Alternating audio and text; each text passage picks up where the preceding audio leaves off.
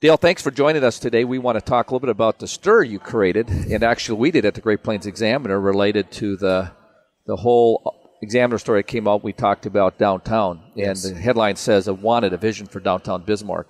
And I think it was a great story. You talked about some of your frustrations, but what come out of that is the city commissions takes 20 minutes in the commission meeting to rant about that. On public record. On public record. What do you think of that? Well, as a private citizen, I was really surprised at the level of ranting and anger by some of the city commission. And Commissioner Seminary went on for 13 minutes.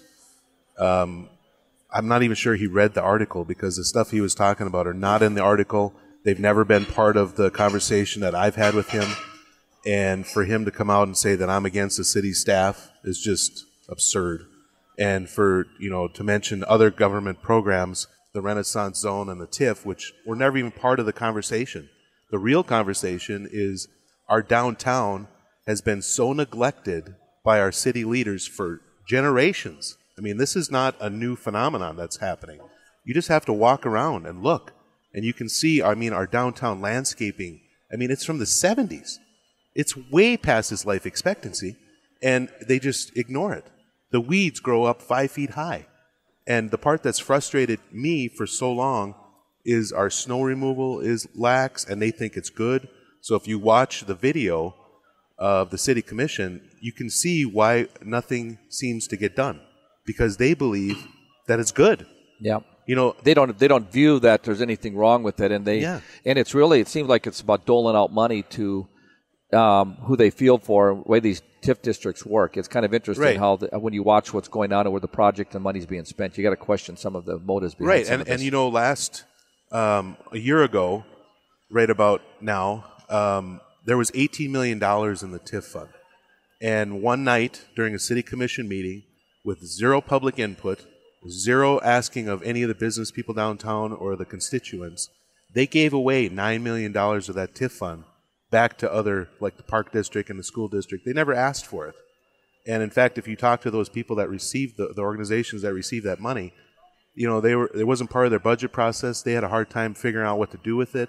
And it showed me, the message that the city commission sent, including the mayor, was that we have too much money in this fund, and this downtown is perfect the way it is. There's not a single project that needs to be done, and that includes the streets and snow removal and landscaping.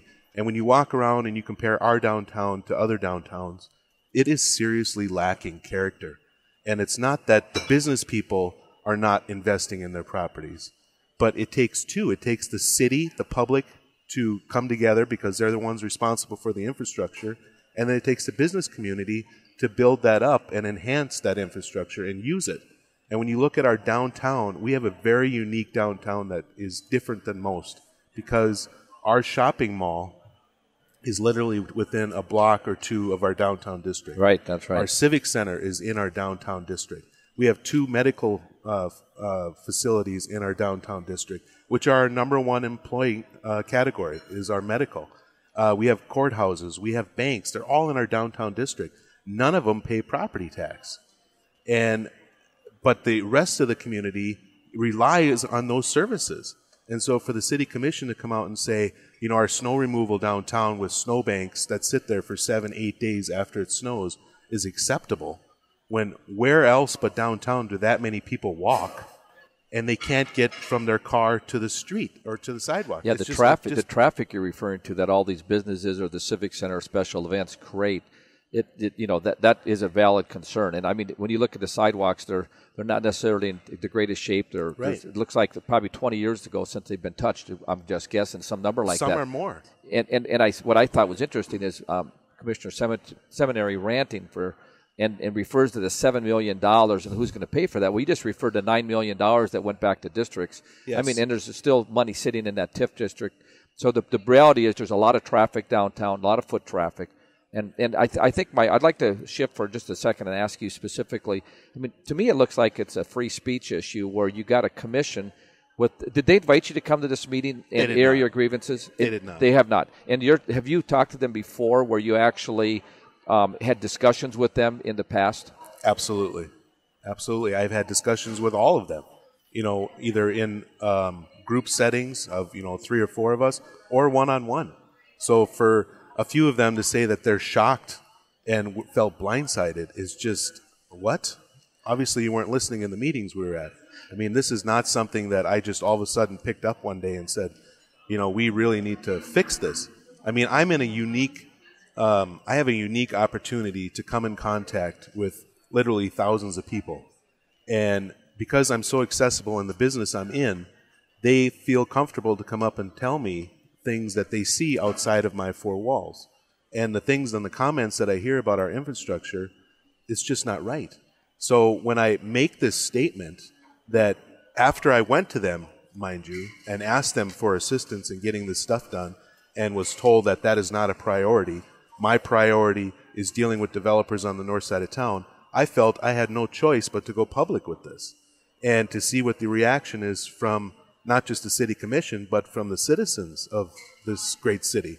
So the response I've received from citizens, it's really interesting to find out because it doesn't matter if they're liberal Democrats or a conservative Tea Party or anybody in the middle. They're all understand that this is an issue that is wrong. So if they're, from the conservative side, they're screaming that this is unbelievable free speech. You should be able to speak your mind.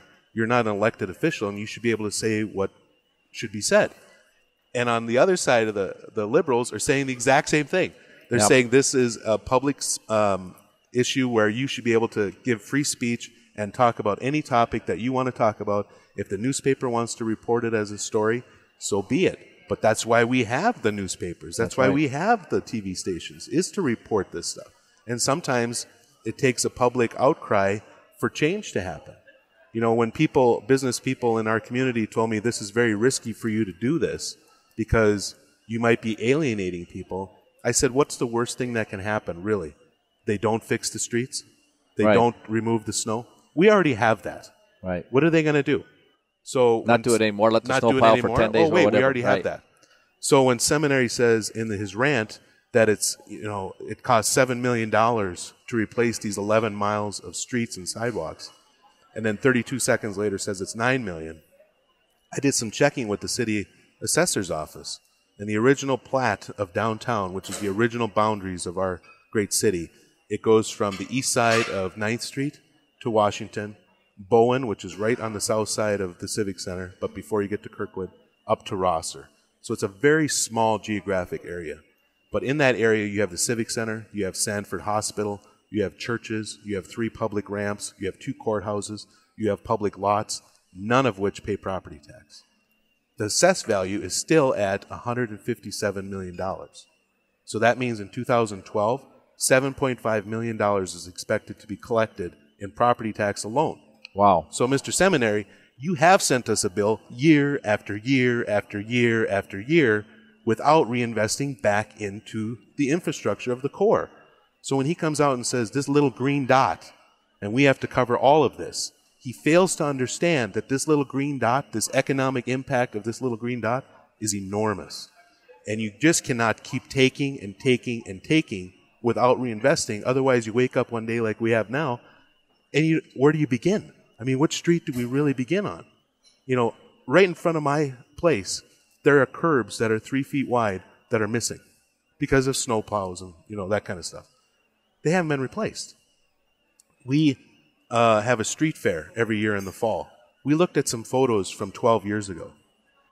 That curb was missing then. No kidding. 12 years ago. That's unbelievable to me. That's absurd. It is. And then for them to rant and call your comments inappropriate right. and to attack you as elected officials, and I think it's a intimidation tactic to squelch any discussion. A couple of these commissioners ran unopposed, and I think probably the discussion point is we ought to do what we can to engage more citizens to run contested races in the city, because it's important to have people that are representing the interests of the people, and they obviously have their own constituents. But to attack a private individual who makes a comment, when you get elected to office in government, it's really not about the government telling us how we ought to live. It's really a government responding to the citizens, the property owners, the community. So apparently they got things a little confused from what I understand our Constitution stands for. Exactly. I mean, an elected official is supposed to serve the people. The people are not supposed to serve the elected official. It's the other way around. And for him to come out in his rant, the way I took it is basically, how dare you speak up? That's exactly number right. one. That's what it shows. That's what and the video number showed. two is, if you don't shut up, we're going to send you a bill for $7 million, and we're going to fix your streets, and you're going to send the bill, and then you're going to have to answer to all your neighbors who are going to hate your guts. Yeah. And that's unbelievable to me. The money is already there. Well, what's interesting besides Commissioner Seminary is the other commissioners piped in and agreed with him, including our mayor, who kind of said it was inappropriate and actually went as far as saying the reporter should know better. And so, I think it's good for good public debate to get this started. And I hope the commission opens up a little bit more to the realities of what's going on downtown and take their blinders off. And I appreciate, and I want to thank you for coming on the show today, and I appreciate the fact that you as one citizen is willing to stand up and speak out, because there's not enough people out there doing that. And maybe you might inspire some more to step forward and challenge the commission on some of these areas. Thank you. Thank you, Gary. Thanks for joining us today, Dale. You bet. We've been listening to Dale Zimmerman, who's the proprietor of Peacock Alley, and discussing the article that was in the Great Plains Examiner in the January edition. Watch for more articles in the February edition, which will be coming out soon. Thank you.